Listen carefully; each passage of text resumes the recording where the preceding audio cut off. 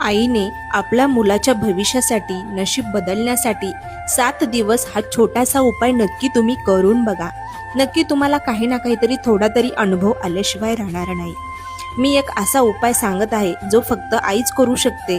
जर तुम्ही आई असाल तरी आपल्या मुलासाठी नक्की हा छोटासा उपाय नक्की करा. एक छोटा पेपर घ्यायचा आहे, त्यामध्ये थोडं मीठ टाकायचं आहे, 11 लवंग, 5 विलायची आणि एक तमालपत्र आणि एक जायफळ घ्यायचं आहे आणि एक थोडासा कापूर ठेवायचा आहे त्यात. आता हे एका कपड्यात बांधून आपल्या मुलावरून किंवा मुलीवरून 7 वेळा उतरायचं आहे आणि त्यानंतर गॅस किंवा गौऱ्यावर हे जाळून टाकायचं आहे.